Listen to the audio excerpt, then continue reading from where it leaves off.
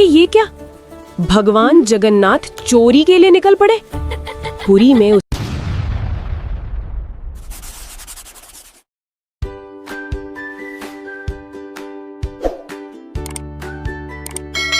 रात मंदिर के पुजारी कांप रहे थे।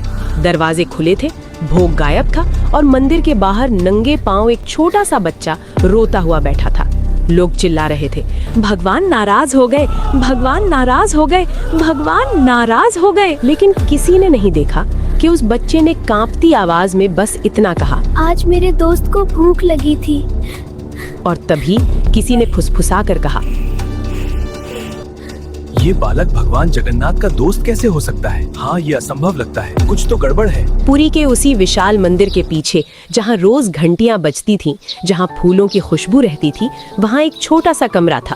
वो कमरा किसी पुजारी का नहीं था, किसी राजा का नहीं था, वो था नीलू का। नीलू की उम्र कोई ठीक ठीक नहीं जानता था।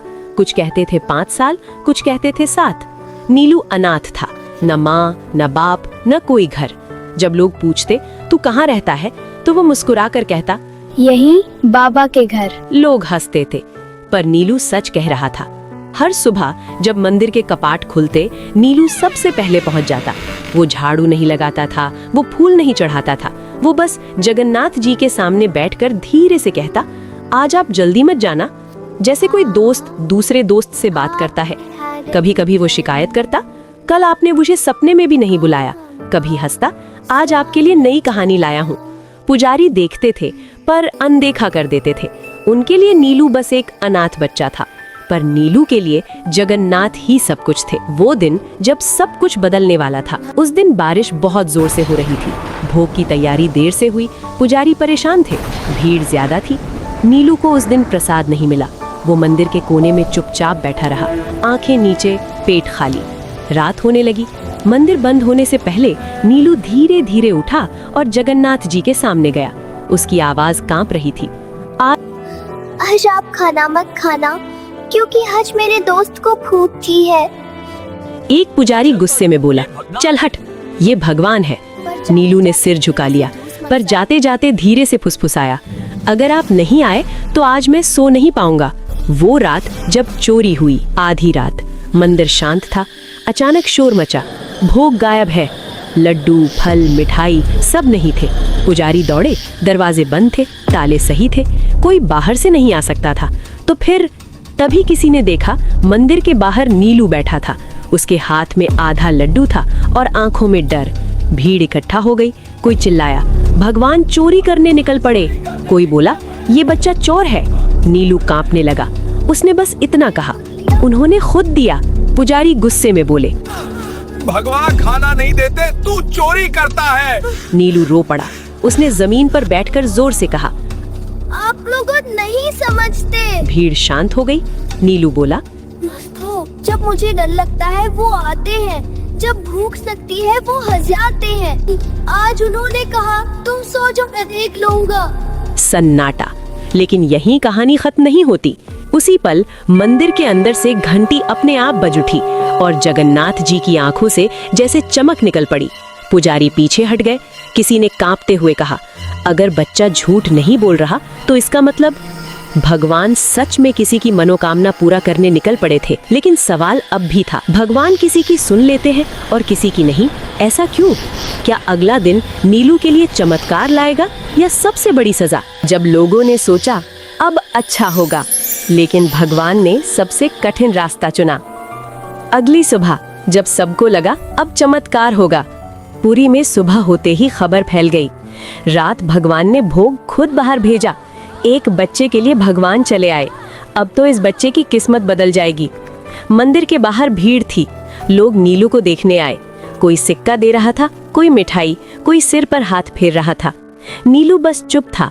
वो बार बार मंदिर के दरवाजे की तरफ देख रहा था, जैसे किसी का इंतजार हो। नीलू की एक ही जिद। एक पुजारी ने पूछा, बोल बेटा क्या चाहिए? नीलू ने सिर हिलाया, कुछ नहीं। नीलू बोला, बस आज रात भी वो आएंगे ना? पुजारी चुप हो गया, क्योंकि वो नहीं जानता था कि भगवान हर रात किसी के लिए आते हैं या नहीं। पहला झटका, जब सब उल्टा हो गया। दोपहर होते होते मंदिर समिति की बैठक हुई। कुछ बुजुर्ग पुजारी बोले, ये बच्चा गलत परंपरा बना रहा है। लोग भगवान से दोस्ती समझने लगेंगे। भक्ति डर से नहीं, नियम से चलती है। और फिर फैसला हुआ, नीलू को मंदिर से निकाल दिया जाएगा। शाम होते ही एक पुजारी नीलू के पास आया। अब तुम यहाँ नहीं रह सकते। नीलू ने धीरे से पूछा, तो वो मुझे कहाँ मिलेंगे? पुजारी ने जवाब नहीं दिया। वो पल जब सबको लगा अब अच्छा होगा। लोगों ने सोचा अब बच्चा बाहर जाएगा, कोई सेठ उसे गोद ले लेगा, अब इसका जीवन सुधरेगा।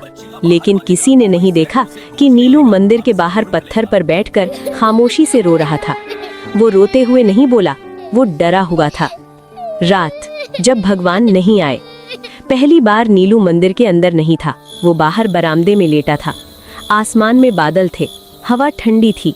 नीलू ने आंखें बंद की और धीरे से कहा, आज आप आओगे ना? कोई जवाब नहीं, घंटियां नहीं बजी, कोई आहट नहीं। नीलू ने फिर कहा, अगर मैंने कुछ गलत कहा हो तो माफ कर देना। लेकिन उस रात भगवान नहीं आए। दूसरा झटका, जब लोग डर गए। अगली सुबह मंदिर में कुछ अजीब हुआ। भोग बना लेकिन स्वाद कड़वा था। पुजारी हैरान। फिर दूसरे दिन फूल मुरझा गए। तीसरे दिन घंटियां अपने आप बीच में रुक गईं। लोग फुसफुसाने लगे, बाबा नाराज है, बच्चे को निकालना ठीक नहीं हुआ। लेकिन तब तक नीलू कहीं और जा चुका था। नीलू का नया रास्ता, जहां सबको लगा अब अच्छा होगा। एक सेठ ने नीलू को अपने घर ले लिया। बड़ा घर, नरम बिस्तर, भरपेट खाना। लोग बोले, देखो भगवान ने दे दिया, अब सब ठीक है। लेकिन पहली रात नीलू बिस्तर पर बैठा रहा, खाना नहीं खाया। सेठ की पत्नी बोली, क्या हुआ? नीलू बोला, यहाँ वो नहीं आते। यहाँ वो नहीं सब हंस आते। पड़े। सबसे बड़ा ट्विस्ट, जहाँ सब गलत साबित हुआ। तीसरी रात नीलू तेज बुखार में कांप रहा था। डॉक्टर आए, दवा दी, लेकिन नीलू बार बार बड़बड़ा रहा था, मैं गलत जगह आ गया, वो मुझे यहाँ नहीं ढूंढ पाएंगे। सेठ डर गया। उसी रात मंदिर में घंटी अपने आप जोर से बज उठी और मुख्य पुजारी बेचैन होकर उठ बैठे। उन्हें सपना आया। जगन्नाथ जी बोले, जिसे तुमने बाहर किया वो मेरा है। सुबह होते ही सेठ नीलू को लेकर मंदिर भागा। लेकिन सवाल ये था, क्या नीलू जीवित रहेगा? क्या भगवान वापस आएंगे? या अब बहुत देर हो चुकी है? और सबसे बड़ा सवाल, क्या हर बार भगवान जल्दी सुनते हैं तो वो अच्छा ही होता है? जब भगवान समय पर नहीं आए और सबने मान लिया कि अब बहुत देर हो चुकी है, वो सुबह जो किसी की जिंदगी बदल देती है। सुबह का सूरज निकला, लेकिन पुरी की हवा में वो शांति नहीं थी। मंदिर के बाहर लोग चुप थे, कोई घंटी नहीं, कोई मंत्र नहीं। सेठ की गाड़ी मंदिर के सामने रुकी। नीलू अंदर था, कमजोर, तपता हुआ, आंखें अध खुली। मुख्य पुजारी आगे बढ़े। जल्दी करो, डॉक्टर फुसफुसाए, बच्चे की हालत बिगड़ रही है। नीलू ने अचानक आंखें खोली। उसकी आवाज बहुत धीमी थी, आज वो आएंगे? किसी के पास जवाब नहीं था। मंदिर के अंदर, जहां सब कुछ गलत लग रहा था, नीलू को गर्भगृह के पास लाया गया, वो जगह जहां आम लोगों को जाने की इजाजत नहीं होती। पुजारी कांप रहे थे, ऐसा पहले कभी नहीं हुआ था। नीलू ने आंखें बंद की और बहुत धीरे से बोला, अगर आप नहीं आए तो मैं सो जाऊंगा। ये सुनकर एक बुजुर्ग सेवायत रो पड़े। जब लोगों ने पहली बार भगवान से सवाल किया, भीड़ के बीच एक आदमी चिल्लाया, अगर भगवान दोस्त है तो अब कहाँ है? किसी और ने कहा, क्यों भगवान बंदों से भी देर कर देते हैं? पहली बार पुरी में लोग भगवान से सवाल कर रहे थे और भगवान अब भी चुप थे। वो क्षण जब सबको लगा अब अंत है। नीलू की सांसें तेज हो गईं, हाथ ठंडे पड़ने लगे। डॉक्टर ने सिर हिलाया, हम कुछ नहीं कर सकते। सेठ की पत्नी फूट फूट कर रो पड़ी। पुजारी ने आंखें बंद कर लीं। अगर भगवान दो थे तो उन्होंने इसे नैने क्यों दिया? और उसी पल नीलू ने मुस्कुरा दिया, बहुत हल्की मुस्कान। उसने फुसफुसा कर कहा, वो आ गए। सब चौंक गए। कहाँ? किसी ने पूछा। नीलू बोला, पीछे। उसी पल मंदिर के भीतर तेज हवा चली, दिए कांपने लगे, घंटी अपने आप बज उठी। लेकिन जगन्नाथ जी की मूर्ति हिली नहीं, कोई चमत्कार नहीं, कोई रोशनी नहीं। लोग भ्रम में थे, अगर भगवान आए हैं तो दिख क्यों नहीं रहे? सबसे दर्दनाक मोड़, नीलू की सांस अचानक थम गई। डॉक्टर ने कलाई छोड़ी, धीमी आवाज में बोला, अब नहीं। मंदिर में एक साथ कई चीखें उठी। सेठ घुटनों पर गिर पड़ा। पुजारी फूट फूट कर रोने लगे और उसी पल एक पुजारी ने कांपती आवाज में कहा, अगर भगवान दोस्त थे तो उन्होंने इसे मरने क्यों दिया? चुप्पी जो जवाब से ज्यादा भारी थी। नीलू का शरीर शांत था, चेहरे पर डर नहीं था, बस एक अजीब सी शांति। मंदिर के बाहर लोग बैठ गए, कोई बोल नहीं रहा था। पुरी ने पहली बार भगवान की चुप्पी को इतना भारी महसूस किया। सवाल जो अब सबके थे, क्या भगवान देर कर गए? क्या दोस्ती भी नियमों से हार गई? क्या भगवान सिर्फ देने आते हैं या कभी लेने भी? और सबसे डरावना सवाल, अगर भगवान ना आए तो विश्वास का क्या? रात होते ही मुख्य पुजारी को एक और सपना आया, लेकिन इस बार भगवान मुस्कुरा नहीं रहे थे। उन्होंने बस इतना कहा, तुम सब ने सोचा मैं देर कर गया, लेकिन तुम नहीं जानते मैं उसे लेने नहीं छोड़ने आया था। मैं उसे लेने नहीं छोड़ने आया था। वही रात जब सपना सिर्फ सपना नहीं था। नीलू के जाने के बाद पूरी उस रात सो नहीं पाई। मंदिर के आंगन में अजीब सी ठंडक थी। दिए बुझ चुके थे, लेकिन हवा में अगरबत्ती की खुशबू अब भी थी। मुख्य पुजारी अपने कमरे में बैठे थे। आंखें खुली थी, लेकिन मन कहीं और था। उन्होंने पहली बार अपने जीवन में भगवान से कुछ नहीं मांगा, बस पूछा, अगर वो आपका था तो आपने उसे हमसे क्यों छीन लिया? उसी क्षण उनकी आंख लग गई और उन्होंने खुद को मंदिर के गर्भगृह में देखा। सब कुछ वैसा ही था जैसा रोज होता है। मूर्ति वही, दिए वही, फूल वही, लेकिन एक फर्क था। जगन्नाथ जी आज सिंहासन पर नहीं थे, वो नीचे खड़े थे और उनके पास नीलू बैठा था। नीलू वैसा नहीं जैसा सबने देखा था। नीलू अब बीमार नहीं था, कमजोर नहीं था। उसके कपड़े साफ थे, चेहरा शांत था, वो हंस रहा था और जगन्नाथ जी उसके बाल सहला रहे थे। पुजारी कांप गए। उन्होंने पूछा, अगर नीलू आपके पास है तो उसका शरीर? अगर नीलू आपके पास है तो उसका शरीर? भगवान ने उनकी तरफ देखा। उनकी आंखों में न गुस्सा था न करुणा, बस सच्चाई। भगवान बोले, तुम सबने समझा मैं देर कर गया, लेकिन नीलू को कभी देर नहीं लगी। पुजारी रो पड़े। तो फिर वो क्यों गया? प्रभु, भगवान जगन्नाथ ने धीरे से कहा, क्योंकि वो रुकने नहीं आया था। भगवान बोले, नीलू इस जीवन में कुछ पाने नहीं आया था, वो भेजा गया था ताकि तुम सब भक्ति और डर में फर्क समझ सको। पुजारी ने कांपते हुए पूछा, पर उसने तो बहुत सहा। भगवान की आवाज और गहरी हो गई, जिसे मेरा मित्र बनना हो उसे मेरा अकेलापन भी समझना पड़ता है। पुजारी ने वही सवाल दोहराया जो सबके मन में था। आपने कहा था आप उसे लेने नहीं छोड़ने आए थे। भगवान जगन्नाथ मुस्कुराए। हाँ, नीलू को इस दुनिया से नहीं, तुम्हारे भ्रम से छोड़ा। नीलू की आखिरी इच्छा। भगवान ने नीलू की तरफ देखा। नीलू बोला, अब वो मुझे भूलेंगे ना? अब वो मुझे भूलेंगे ना? भगवान ने सिर हिलाया। नहीं, लेकिन वो मुझे ढूंढेंगे गलत जगहों पर। नीलू मुस्कुराया। कोई बात नहीं, जब कोई बच्चा रोएगा तो आप वहाँ रहना। भगवान की आंखें पहली बार नम हुई। पुजारी की आंख खुली। सुबह हो चुकी थी, लेकिन मन अब वैसा नहीं था। उन्होंने तुरंत मंदिर के सभी सेवायतों को बुलाया और कहा, आज से मंदिर में कोई बच्चा बाहर नहीं सोएगा। आज से भक्ति डर से नहीं चलेगी। उसी दिन एक अनाथ बच्ची मंदिर के बाहर मिली। वो रो रही थी। पुजारी ने उसे गोद में उठाया और पहली बार जगन्नाथ मंदिर में एक छोटा सा कमरा बच्चों के लिए खोला गया। लोग बोले, नीलू चला गया, लेकिन सच्चाई ये थी, नीलू अब हर जगह था। कहानी अब सवाल नहीं पूछती, वो चुप करा देती है। लेकिन अभी भी एक चीज बाकी है। अगर नीलू सिर्फ संदेश था, तो असली बदलाव कब आएगा? क्या भगवान सच में किसी की मनोकामना जल्दी और किसी की देर से पूरी करते हैं? चमत्कार जो दिखा नहीं, लेकिन सबको बदल गया। उस सुबह पुरी में कुछ भी अलग नहीं दिख रहा था। सूरज वैसे ही निकला, घंटियां वैसे ही बजी, भीड़ वैसे ही आई, लेकिन जिनकी आंखें खुल चुकी थीं, उन्हें सब कुछ अलग लग रहा था।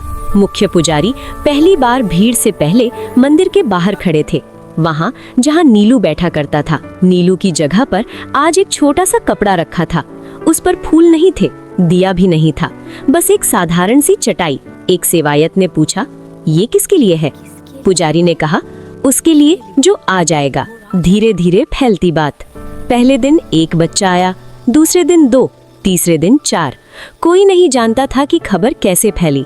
बस इतना हुआ कि अब मंदिर के बाहर कोई बच्चा अकेला नहीं बैठता था। पहला बदलाव पूजा में।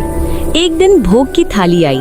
पुजारी ने हाथ जोड़े और पहली बार ये शब्द बोले, अगर किसी बच्चे को आज भूख है तो पहले उसे। सेवायक चौंक गए, पर किसी ने विरोध नहीं किया। लोगों के भीतर शुरू हुई हलचल।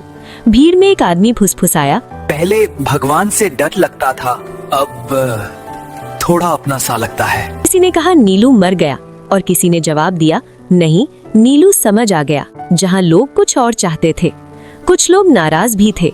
एक व्यापारी बोला, हम सालों से चढ़ावा दे रहे हैं, फिर भी हमारी मनोकामना नहीं पूरी होती।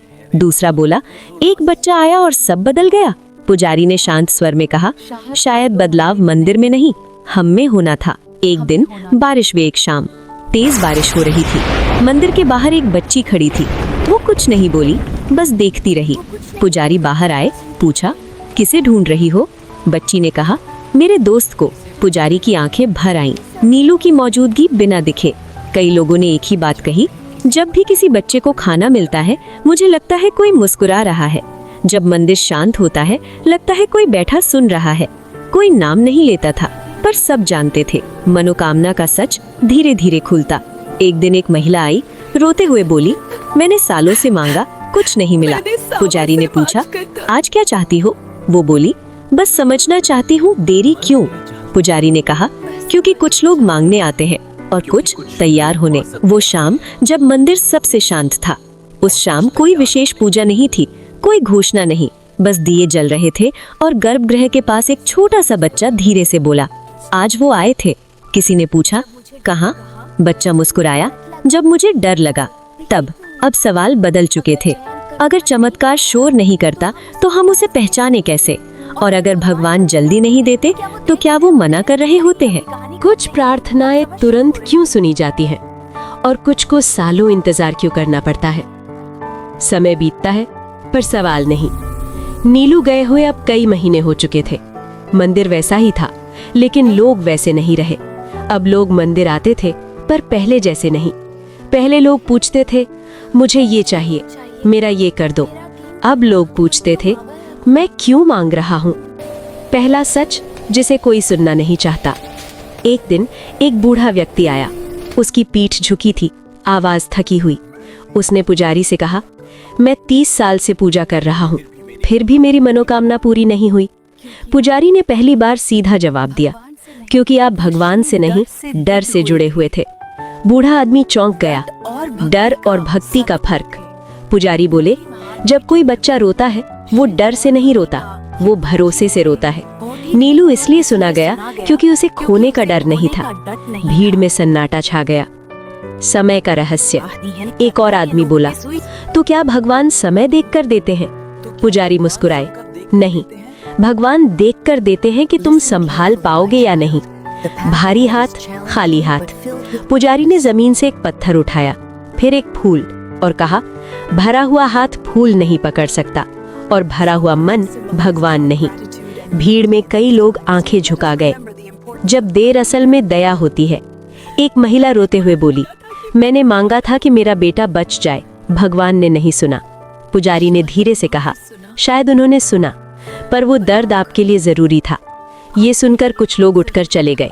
सच हर किसी के लिए नहीं होता। नीलू की याद फिर से। उसी समय एक छोटा बच्चा मंदिर के बाहर बैठा था। उसने बिना किसी कारण कहा, वो कहते थे अगर अभी नहीं मिला तो मतलब अभी उठाने लायक नहीं हूँ। सब ठिठक गए। तीसरा सच, बच्चा ही क्यों चुना गया? एक सेवायत ने पूछा, भगवान ने बच्चा ही क्यों चुना? पुजारी बोले, क्योंकि बच्चे हिसाब नहीं रखते, वो दोस्ती करते हैं। जब लोग टूटते हैं तब भगवान काम करते हैं। पुजारी ने आखिरी बात कही, भगवान देने से पहले इंसान को तोड़ते नहीं, खाली करते हैं, और जो खाली होना स्वीकार कर ले उसे इंतजार नहीं लगता। अब कहानी अपने आखिरी मोड़ पर है। सिर्फ एक सवाल बचा है, क्या नीलू का असर सिर्फ मंदिर तक था या उससे बाहर भी? क्या भगवान आखिरी बार कोई संकेत देंगे? आखिरी संकेत जो भगवान ने शब्दों में नहीं दिया। वो सुबह जो किसी ने नोटिस नहीं की। उस सुबह पुरी में कुछ भी अलग नहीं दिख रहा था, ना कोई चमत्कार, ना कोई घोषणा, ना कोई आवाज। लेकिन मंदिर के बाहर एक छोटा सा दृश्य था जिसे ज्यादातर लोगों ने देखकर भी अनदेखा कर गए। एक बच्चा मंदिर की सीढ़ियों पर बैठा था। उसके पैरों में चप्पल नहीं थी, हाथ में कोई कटोरा नहीं था। वो बस दिए की लौ को देख रहा था। एक सवाल जो कहानी को पूरा करता है। एक आदमी रुका, पूछा, तू यहाँ क्यों बैठा है? बच्चे ने ऊपर देखा और वही जवाब दिया जो कभी नीलू देता था, अपने दोस्त का इंतजार कर रहा हूँ। आदमी ठिठक गया। बिना दिखे हुआ चमत्कार। उसी पल हवा हल्की सी चली, दिए की लौ सीधी खड़ी हो गई। घंटी नहीं बजी, मूर्ति नहीं हिली, लेकिन जो वहां खड़े थे उन्हें ऐसा लगा कोई सुन रहा है। नीलू की कहानी अब किसी एक की नहीं। धीरे धीरे मंदिर के बाहर और बच्चे आने लगे। कोई रो नहीं रहा था, कोई मांग नहीं कर रहा था, बस बैठे थे। और मंदिर पहली बार इतना शांत था। आखिरी समझ जो देर से आती है। मुख्य पुजारी सीढ़ियों पर बैठ गए और बोले, हम भगवान को अपने समय में बांधना चाहते थे, पर भगवान इंसान को समय के लायक बनाते हैं। सबसे भारी पंक्ति। पुजारी ने आंखें बंद की और बहुत धीरे से कहा, नीलू को भगवान ने नहीं छोड़ा, भगवान ने हमें छोड़ा था, हमारी शर्तों के साथ। जहां कहानी आपसे जुड़ती है। शाम को एक माँ अपने बच्चे का हाथ पकड़कर मंदिर से बाहर निकली। बच्चे ने पूछा, माँ भगवान कहाँ रहते हैं? माँ रुकी, फिर बोली, जहां डर नहीं होता। बच्चा मुस्कुराया। अंतिम शब्द। लोग कहते हैं भगवान कुछ लोगों की प्रार्थना तुरंत सुन लेते हैं और कुछ को इंतजार करवाते हैं, लेकिन सच ये है भगवान कभी देर नहीं करते। वो बस तय करते हैं कि कौन मांग रहा है और कौन भरोसा कर रहा है। अंतिम पंक्ति। After silence. अगर आज भगवान चुप है तो समझ लेना वो काम कर रहे हैं, और शायद तुम्हारे भीतर। जगन्नाथ।